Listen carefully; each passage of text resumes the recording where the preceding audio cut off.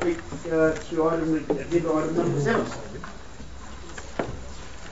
Thank you, Your Worship. Good afternoon, everyone. The report is as read. The recommendation or resolution that I'm requesting is that we only go to Watson Hughes to tender the stage 2 works for the reasons that I've put into the report. So really it's any questions really. Okay, Councillors. Councillor Craig. I'd just like to support the resolution, Councillors, Your Worship, because we, 3 of us have been there every single week. We've well acquainted with the professionalism and the effectiveness and the keeping to budget of Watson and Hughes, and I can't. We've got P&G saving of 20,000, but I think it's worth more than that in real terms to retain Watson and Hughes as the contractor, selected contractor for the next stage of the AC Bub development. Thank you for saying that, Councillor Craig. So I would like to point out, we're on webcam and there's people in the audience here, that we did form a subcommittee of yourself, Councillor Craig, and Councillor Hickling and Councillor Williams to oversee and to work with Mr. Bowden on this AC Bars, which we've inherited. And it's good to hear that you've been working closely with Mr. Bowden and you do support this. So that's great. And Councillor Williams, Councillor Hickling, Councillor Keppers, what?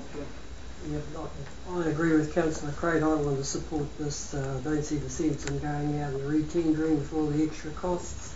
The company has proven itself.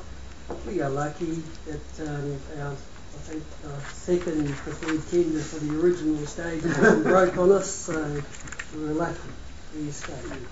As I said, I've got total faith in you, Mr. Bowden, and in my 3 fellow councillors who have been working with you as a small subcommittee. So if they're happy to move this motion, which I think Councillor Craig has already said he'd like to, and Councillor Williams would be nodding her head so she can be the seconder. All those in favour? Aye. Carried. Thank you. Thank you.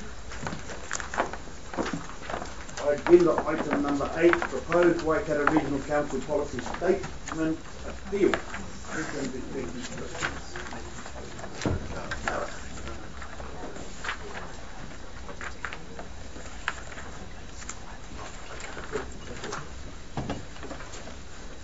Good afternoon. Good afternoon, Leadership. So this item is essentially about council staying party to any discussions or settlements that are made on appeals to the proposed Waikato Regional Policy Statement. And that's in the 3 main areas that Taupo District Council appealed on by council resolution in December last year. So what we're seeking is retrospective approval for council to both support and oppose appeals that have been made on the Waikato Regional Policy Statement. So just to recap, back in December 2012, the staff recommended that Taupo District Council appeal the 3 main aspects of the proposed Waikato Regional Policy Statement that were considered to be of key concern to the council. And at that time, 36 other parties also made appeals, and then all submitters that originally submitted on the statement had the chance to either support or oppose those appeals through notices to the Environment Court. So that process of supporting or opposing appeals is an important one, so that any parties are able to be part of those discussions or settlements made on those appeals. So TDC staff reviewed 36 appeals and concluded that yes, we needed to make some notices in support and opposition based on those 3 areas that we originally appealed on, so that we could preserve council's position of being party to the incident. And TDC made 18 notices in support and opposition. So essentially what we're seeking is a recommendation that council approve lodging those notices on appeals, and we've included those appeals as an attachment payment.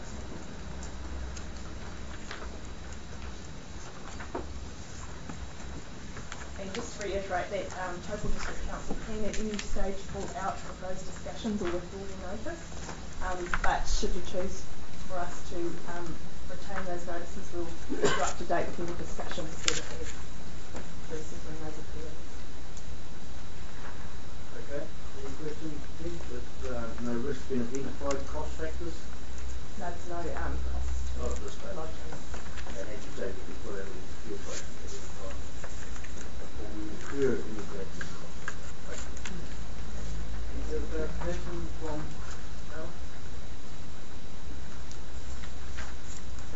Being none, we'll turn your recommendation into a resolution.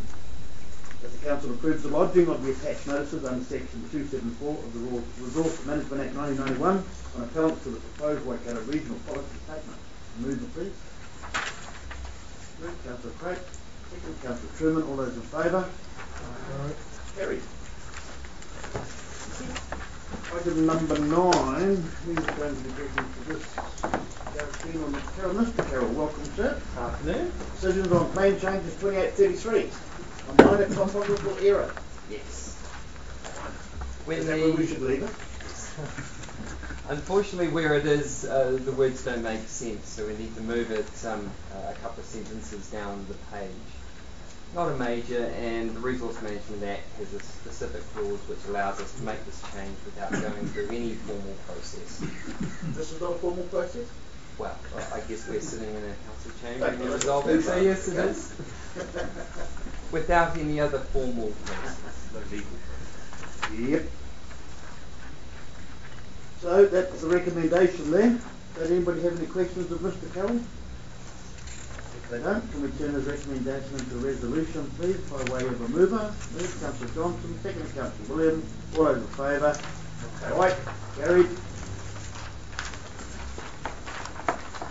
Moving now to agenda item number 10. Now I propose moving this into the confidential section of today because it involves some employment related issues of which I'm very mindful have to be handled in a more delicate manner, I feel, than in the open section of the agenda. So may I have a mover, please? Move, Councillor Williams. Councillor Henderson, all in favour? Aye. Aye. Thank you. Moving now to number 10.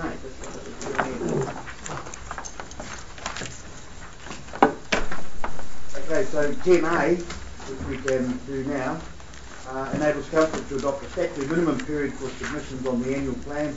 The recommendation which we should consider a resolution is that Council adopts a revised annual plan submission period which will be from the 25th of March to the 24th of April 2013. Have a mover for that, please. Move, Councillor Johnson. Second, Councillor Williams. All those in favour, say aye. Aye. Thank you.